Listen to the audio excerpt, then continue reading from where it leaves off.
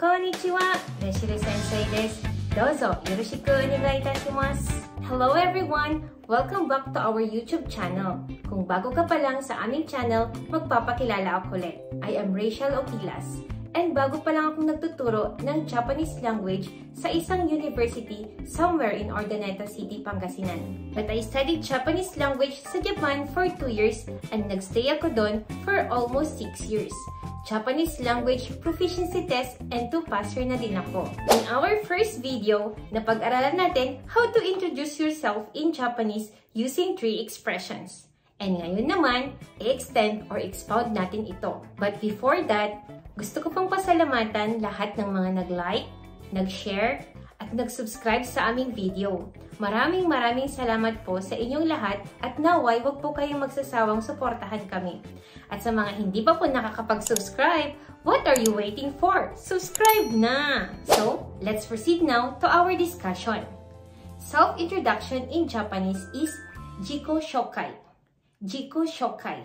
Jiko means self or oneself.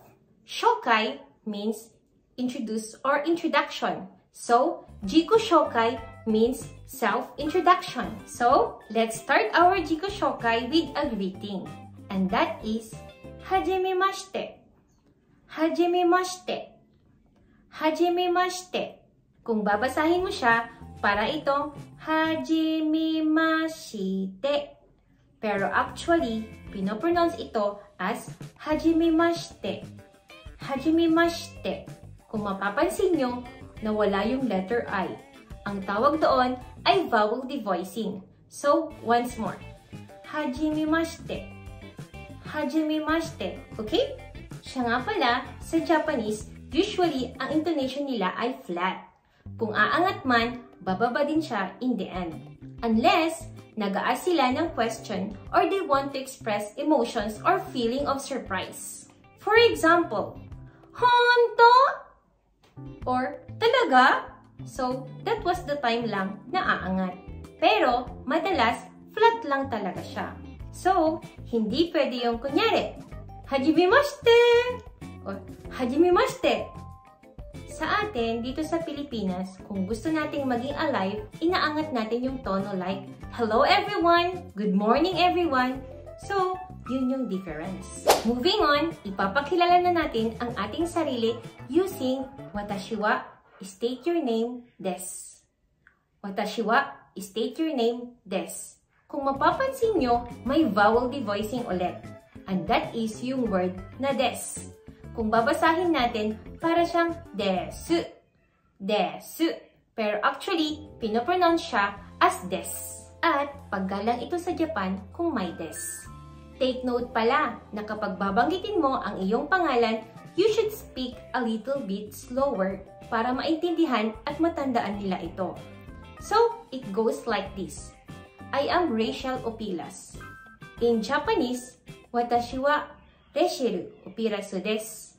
Watashi wa Reshiro Oquilas desu. But actually, pwede mo nang tanggalin or i-omit yung watashi wa. Kasi it is clear for them naman na you are pertaining to yourself. And it's more natural way sa Japan. So, pwede mo siyang sabihin lang na state your name desu. Like, Reshiro Oquilas desu. Reshiro Oquilas desu. Or, kung sobrang haba naman ng pangalan mo, pwede mong sabihin, state your nickname to yondi kudasai. State your nickname to yondi kudasai. Kunwari ako, Rachel ang pangalan ko. Tas gusto kong Shell lang ang itawag nila sa akin. Kaya, pwede kong sabihin, Shell to yondi kudasai. Shell to yondi kudasai. Or, Sheru to yondi kudasai. Sheru to yondi kudasai. Next naman, idadagdag na natin kung taga saan tayo or kung saan tayo nakatira. The pattern goes like this. Place or country plus karakimashita. Parang Philippines karakimashita. Pero, Philippines in Japanese is Philippine. Philippine. Kaya sabihin natin, Philippine karakimashita. Philippine karakimashita. Naalala ko tuloy nang nag-aral pa ako ng Japanese sa Japan, Iba't ibang lahi kasi yung mga classmates ko doon. May taga Sri Lanka, Vietnam, Thailand, China, Bangladesh, Indonesia, at marami pang iba. Kaya naman, napaka-importante sa amin nun na banggitin kung saang bansa kami belong. Pero since nasa Pilipinas naman tayo sa ngayon, pwede na lang nating sabihin kung saang municipality tayo kabilang. It goes like this. Tayug kara kimashita. Tayug kara kimashita. It means I'm from Tayug. Kara means from, and kimashita means came. So kara kimashita means came from. I came from Tayug. And take note, may vowel devoicing ulit tayo, which is kimashita. Kimashita. Nawala si letter I sa shi, kaya hindi mo siya ipopronounce as kimashita. Kimashita. But kimashita. Kimashita. And now, let's proceed sa ating edad or age. In Japanese, kapag sinasabi natin ang age, dinadagdagan natin ito ng word na sai, meaning years old. Years old. I will not be discussing yung counting sa Japanese kasi may separate video kaming piniprepare para doon. Abangan niyo yun na, kaya magbabanggit lang ako ng ilan. Magsimula tayo sa 18 years old. Kumbaga, 18 sai desu. Pero 18 years old in Japanese is 18 歳. 18歳.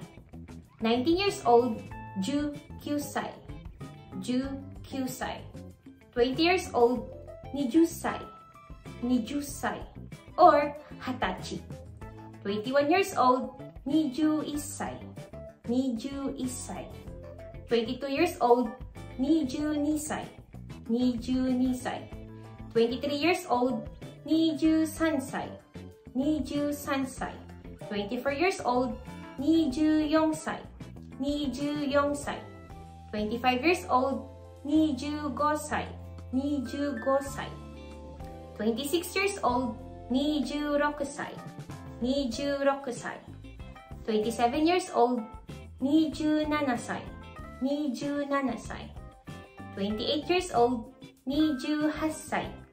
28歳. 29 years old, 29歳.